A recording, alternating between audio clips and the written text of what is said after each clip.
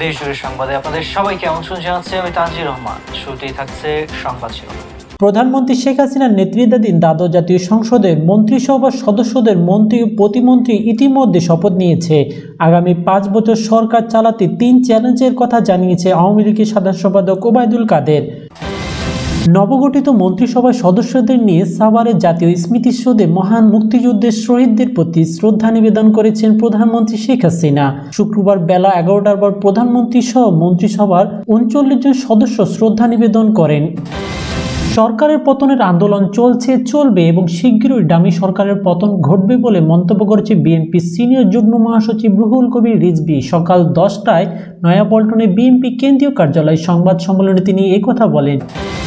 যুক্তরাজ্যের হুঁশিয়ারির কিছুক্ষণ পরই ইয়েমেনের হুতি বিদ্রোহীদের অবস্থান লক্ষ্য করে ইয়েমেনে ব্যাপক হামলা চালিয়েছে যুক্তরাজ্য। শুক্রবার বার্তা সংস্থা এএফপিকে এ তথ্য নিশ্চিত করেছে যুক্তরাষ্ট্র 4 কর্মকর্তা। বিএনপির কার্যালয় নিয়ে পুলিশ অনেক নাটক করেছে বলে মন্তব্য করেছে দলটির সিনিয়র যুগ্ম মহাসচিব রুহুল কবির রিজভী। 2 মাস 14 দিন পর বৃহস্পতিবার সকালে নয়াপল্টনে দলের কেন্দ্রীয় কার্যালয়ে প্রবেশের সময় তিনি এই মন্তব্য করেন। নতুন সরকারের চ্যালেঞ্জ দ্রব্যমূল্য নিয়ন্ত্রণ ও তরুণদের বেকারত্ব দূর করা বলে জানিয়েছেন আওয়ামী লীগের সাধারণ সম্পাদক ওবায়দুল কাদের। বৃহস্পতিবার সন্ধ্যায় বঙ্গভবনে মন্ত্রীদের শপথ গ্রহণ অনুষ্ঠানে তিনি এই কথা বলেন। 5 মাসের বেশি সময় চিকিৎসাধীন থাকার পর বাসায় ফিরলেন বিএনপি চেয়ারপারসন বেগম খালেদা জিয়া। বৃহস্পতিবার বিকাল 5টা 5 মিনিটে খালেদা জিয়ার চিকিৎসা শেষে রাজধানী এবার কেয়ার হাসপাতাল ত্যাগ করেন তিনি। বাসায় ফেরেন সন্ধ্যা 6টা 50 মিনিটে। দ্বাদশ জাতীয় সংসদ নির্বাচনে নিরুষ্কর জয়ের পর তরুণ ও প্রবীণদের সমন্বয়ে নতুন মন্ত্রিসভা গঠন করেছে শেখ হাসিনা। প্রধানমন্ত্রীর পর 11 প্রতিমন্ত্রী শপথ নিয়েছেন। এর আগে 25 মন্ত্রী শপথ নিয়েছেন। বৃহস্পতিবার সন্ধ্যা 7টা 3 মিনিটে বঙ্গভবনে তাদের শপথ বাক্য পাঠ করান রাষ্ট্রপতি মোহাম্মদ শাহাবুদ্দিন। বিএনপি কেন্দ্রীয় অফিস সরকার দখল করে নিয়েছিল 28 অক্টোবর ক্র্যাকডাউন করে মন্তব্য করেছে দলটির স্থায়ী কমিটির সদস্য আব্দুল মঈন খান। দ্বাদশ জাতীয় সংসদ নির্বাচনের মাধ্যমে আগামী 5 বছরের জন্য নির্বাচনের খেলা শেষ হয়েছে বলে মন্তব্য করেছে আওয়ামী লীগের সাধারণ সম্পাদক ওবায়দুল কাদের। আমরা নির্বাচন খেলা শেষ করেছি, এবার শুরু হবে আমাদের খেলা। জাতীয় পার্টির চেয়ারম্যান জিএম কাদের ও মহাসচিব মুজিবুল হক চুন্নুকে পদত্যাগ করতে 48 ঘন্টার আলটিমেটাম দিয়েছে দলের নেতাকর্মীরা। অন্যথায় দলের চেয়ারম্যান মহাসচিবকে অপসারণ করে কাউন্সিলরের মাধ্যমে নতুন নেতৃত্ব নির্বাচনের করা হবে বলে হুঁশিয়ারি দিয়েছেন তারা। এতক্ষণ শুনছিলেন শিরোনাম, এবার বিস্তারিত। প্রধানমন্ত্রী শেখ হাসিনার নেতৃত্বাধীন দ্বাদশ জাতীয় সংসদের মন্ত্রিসভার সদস্যদের মন্ত্রী ও প্রতিমন্ত্রী ইতিমধ্যে শপথ নিয়েছে। আগামী 5 বছর সরকার চালাতে 3 চ্যালেঞ্জের কথা জানিয়েছে আওয়ামী লীগের সাধারণ সম্পাদক ওবায়দুল কাদের। শুক্রবার সকাল 10টার দিকে প্রধানমন্ত্রীর নতুন মন্ত্রিসভার সদস্যরা ধানমন্ডি 32 নম্বর শ্রদ্ধা নিবেদন করেন। শ্রদ্ধা নিবেদন শেষে সাংবাদিকদের সঙ্গে আলাপকালে নতুন সরকারের সেতুমন্ত্রী বলেন, রাজনৈতিক, কূটনৈতিক, অর্থনৈতিক সামনে এই 3টি চ্যালেঞ্জ রয়েছে। তিনি বলেন, সংসদের ভেতরে বাইরে নানামুখী চাপ সামাল দিতে হবে আওয়ামী লীগ সরকারকে। তার মধ্যে 3টি বিষয় চ্যালেঞ্জের। তিনি বলেন, এই চ্যালেঞ্জের বেশিরভাগ হচ্ছে বিশ্ব সংকটের বাস্তবতার ফল। এসব থেকে বাংলাদেশকে মুক্ত করা সহজ হবে না। আশা প্রকাশ করে আওয়ামী লীগ সাধারণ সম্পাদক বলেন, আমরা আজকে যে সংকট অতিক্রম করে শান্তিপূর্ণ নির্বাচন করতে পেরেছি, এটা আমাদের নেত্রী শেখ হাসিনার ম্যাজিক লিডারশিপের ফলে সম্ভব হয়েছে। তিনি বিশ্বের সবচেয়ে দীর্ঘস্থায়ী নারী প্রধানমন্ত্রী হিসেবে যে ক্ষমতা দূরোৎসাহিতা দেখিয়েছে, সে কারণে আমরা মূলত সাহস পাই। আমরা আশা করি তিনি আমাদের আশার বাতিঘর, তিনি আমাদের স্বপ্নের সাহসী ঠিকানা। আমরা বিশ্বাস করি শেখ হাসিনার মতো নেতৃত্বে যে দেশে আসে সে দেশ এগিয়ে যাবে। নবগঠিত মন্ত্রিসভার সদস্যদের নিয়ে সাভারের জাতীয় স্মৃতিসৌধে মহান মুক্তিযুদ্ধের শহীদদের প্রতি শ্রদ্ধা নিবেদন করেছেন প্রধানমন্ত্রী শেখ হাসিনা। শুক্রবার বেলা 11টার পর প্রধানমন্ত্রী সহ মন্ত্রিসভার 39 জন সদস্য শ্রদ্ধা নিবেদন করেন। এর আগে রীতি মেনে ধানমন্ডি 32 নম্বরে আওয়ামী লীগের সভাপতি প্রধানমন্ত্রী শেখ হাসিনা বঙ্গবন্ধুর প্রতিকৃতিতে শ্রদ্ধা নিবেদন করেন। এরপর মন্ত্রিপরিষদের বাকি 46 জন সদস্য জাতির পিতার প্রতি শ্রদ্ধা জানান। যদিও সকাল 10টার সময় শ্রদ্ধা নিবেদনের পূর্ব নির্ধারিত সময় থাকলেও বেশ কয়েক ঘন্টা আগে থেকে 32 নম্বরে চলে আসেন মন্ত্রিসভার সদস্যরা।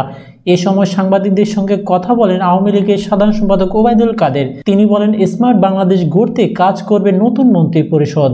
গতকাল সন্ধ্যায় 7টায় বঙ্গভবনে প্রধানমন্ত্রী শেখ হাসিনার নেতৃত্বে নতুন মন্ত্রিসভার সদস্যরা শপথ নেন। নতুন মন্ত্রিসভায় প্রধানমন্ত্রী শেখ হাসিনা ছাড়াও 25 জন পূর্ণ মন্ত্রী ও 11 প্রতিমন্ত্রী রয়েছেন। সরকারের পতনের আন্দোলন চলবে এবং শীঘ্রই ডামি সরকারের পতন ঘটবে বলে মন্তব্য করেছে বিএনপি সিনিয়র যুগ্ম মহাসচিব রুহুল কবির রিজভী। সকাল 10টায় নয়াপল্টনে বিএনপি কেন্দ্রীয় কার্যালয়ে সংবাদ সম্মেলনে তিনি একথা বলেন। রিজভী বলেন, ডামি নির্বাচন, ডামি ভোটার, ডামি প্রার্থী, ডামি এমপি, ডামি শপথের মাধ্যমে একটি কৃষ্ণতম সরকারের যাত্রা শুরু হয়েছে। তাড়াহুড়া করে এমপি মন্ত্রীদের শপথেই প্রমাণ করে অজানা আতঙ্ক ঘিরে ধরেছে ক্ষমতাসীনদের। তিনি আরও বলেন, বর্তমান সরকারের তাসের ঘরের মতো অবস্থান রয়েছে। ভোট না দিয়ে জনগণ চূড়ান্তভাবে আওয়ামী লীগকে প্রত্যাখ্যান করেছে। মির্জা ফখরুল ইসলাম আমির খসরু প্রসঙ্গে রিজভী বলেন, বর্তমানে তারা কারাগারে প্রচুর অসুস্থ, তারপরও তাদের মুক্তি দিচ্ছে না সরকার। জেলখানায় এখন তাদের হিটলারের কনজেকশন ক্যাম্প, জেলখানাকে আরেকটি গ্যাস চেম্বারে পরিণত করেছে সরকার।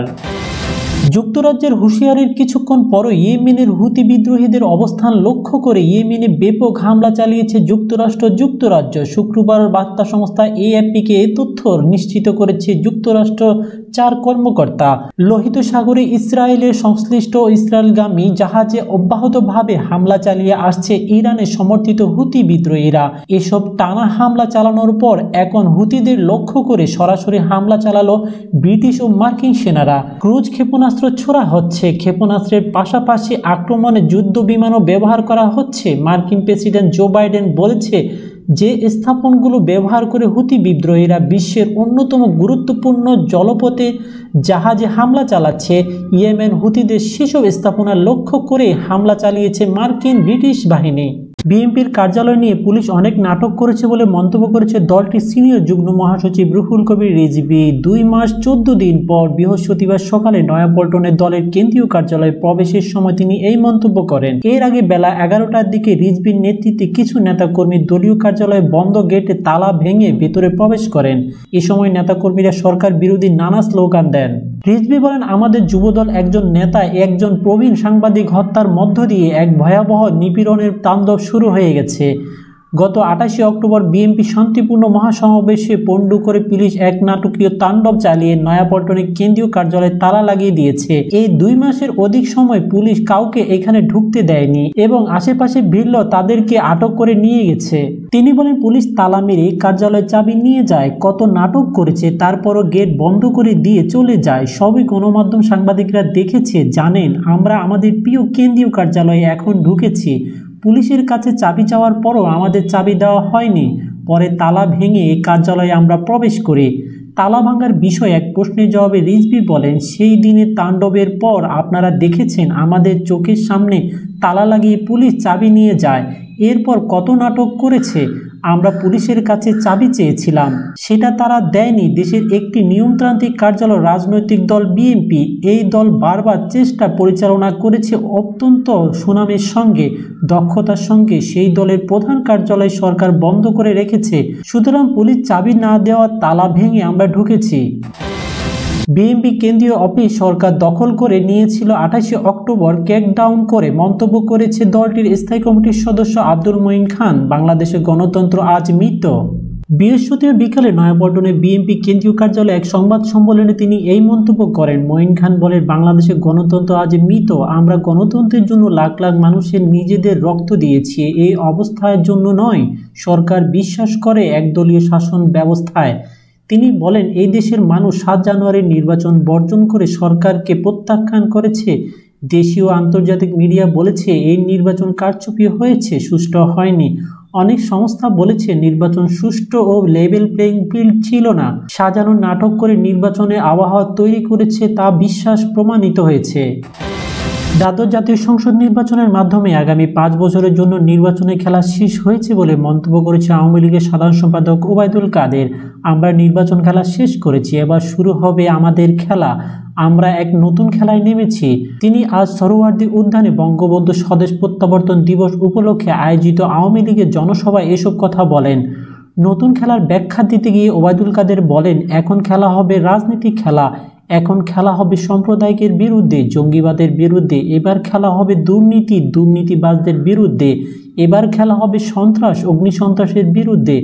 তিনি বলেন ৭ জানুয়ারি নির্বাচন প্রমাণ হয়েছে বিএনপি ভুয়া, তাদের একদফা ভুয়া, বিএনপি বর্তমান ভুয়া, ভবিষ্যৎ ভুয়া, তাদের কোনো ভবিষ্যৎ নেই, চারদিকে শুধু অন্ধকার।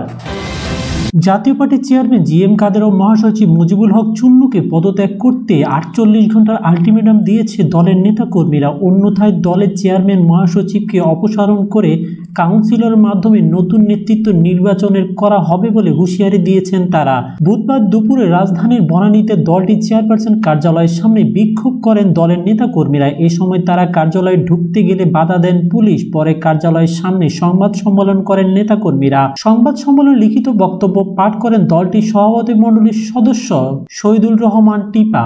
লিখিত বক্তব্যে শহীদুর রহমান টিপা বলেন, আমরা আশা করছি জাতীয় পার্টিকে এতটা বিপর্যয়ের মধ্যে ফেলে দেওয়া এবং নির্বাচনে ভরাডুবির দায়িত্ব নিয়ে পার্টি চেয়ারম্যান ও মহাসচিব পদত্যাগ করে তাদের সম্মান রক্ষা করবেন, কিন্তু সে বোধোদয়তা তাদের হয়নি। আমরা পার্টির সর্বস্তরের নেতাকর্মীরা মনোভাবে জানতে পেরেছি। নতুন সরকারের চ্যালেঞ্জ দ্রব্যমূল্য নিয়ন্ত্রণ ও তরুণদের বেকারত্ব দূর করা বলে জানিয়েছেন আওয়ামী লীগের সাধারণ সম্পাদক ওবায়দুল কাদের। বৃহস্পতিবার সন্ধ্যায় বঙ্গভবনে মন্ত্রীদের শপথ গ্রহণ অনুষ্ঠানে তিনি এ কথা বলেন। ওবায়দুল কাদের বলেন, তরুণদের বেকারত্ব দূর করা আমাদের দ্বিতীয় চ্যালেঞ্জ। প্রতি বছর ২০ লাখ তরুণদের কর্মসংস্থানের ব্যবস্থা করা হবে। আগামী ৫ বছরে ১ কোটি তরুণের কর্মসংস্থানের সুযোগ করা হবে। নতুন সরকারের শপথ নিতে বঙ্গভবনে এসেছেন মন্ত্রী প্রতিমন্ত্রীরা। মন্ত্রী পরিষদ বিভাগ থেকে পাঠানো গাড়ি করে তারা শপথ নিতে আসেন। সন্ধ্যা ৭টায় বঙ্গভবনে তাদের শপথ বাক্য পাঠ করান রাষ্ট্রপতি মোহাম্মদ শাহাবুদ্দিন। শপথ অনুষ্ঠানটি পরিচালনা করেন মন্ত্রিপরিষদ সচিব মাহবুব হোসেন। তিনি বিকাল ৫টায় বঙ্গভবনে প্রবেশ করেন। একই সঙ্গে প্রধানমন্ত্রী হিসেবে শপথ নেন শেখ হাসিনা। শপথ নেওয়ার মাধ্যমে টানা চতুর্থ ও পঞ্চমবারের মতো প্রধানমন্ত্রী হন তিনি।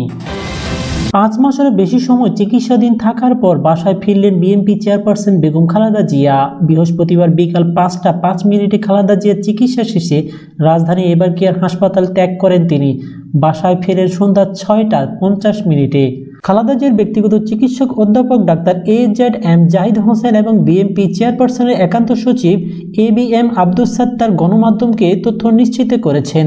তারা জানান, মেডিকেল বোর্ডের সিদ্ধান্তক্রমে শারীরিক কিছু জরুরি পরীক্ষা নিরীক্ষার পর হাসপাতাল থেকে গুলশান ২-এর ৭৯ নম্বর রোডের বাসায় ফিরে আসেন সাবেক প্রধানমন্ত্রী বিএনপি চেয়ারপারসন। বিএনপি মিডিয়া চেচের সদস্য সাইরুল কবির খান গণমাধ্যমকে বলেন, মেডিকেল বোর্ডের সিদ্ধান্তে গুলশানের বাসায় চিকিৎসা নেবেন খালেদা জিয়া।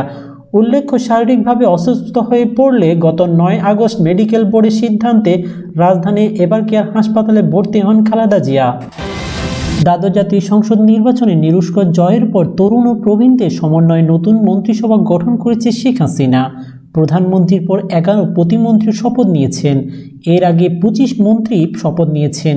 বৃহস্পতিবার সন্ধ্যা ৭টা ৩ মিনিটে বঙ্গভবনে তাদের শপথ বাক্য পাঠ করান রাষ্ট্রপতি মোহাম্মদ শাহাবুদ্দিন। এর আগে বুধবার অষ্টমবারের মতো জাতীয় সংসদে সদস্য হিসাবে শপথ নেন আওয়ামী লীগের সভাপতি প্রধানমন্ত্রী শেখ হাসিনা। দ্বাদশ জাতীয় সংসদ নির্বাচনে তিনি গোপালগঞ্জ ৩ আসন থেকে নির্বাচিত হন। গত ৭ জানুয়ারি অনুষ্ঠিত দ্বাদশ জাতীয় সংসদ নির্বাচনে ২/৩ সংখ্যাগরিষ্ঠতা নিয়ে টানা চতুর্থবারের মতো সরকার গঠন করছে আওয়ামী লীগ। ২৯৯টি আসনের মধ্যে ২৯৮টি আসনে বেসরকারি ফলাফল পাওয়া গেছে। এর মধ্যে নৌকা প্রতীকে ২২২টি আসনে জয় পেয়েছে আওয়ামী লীগ।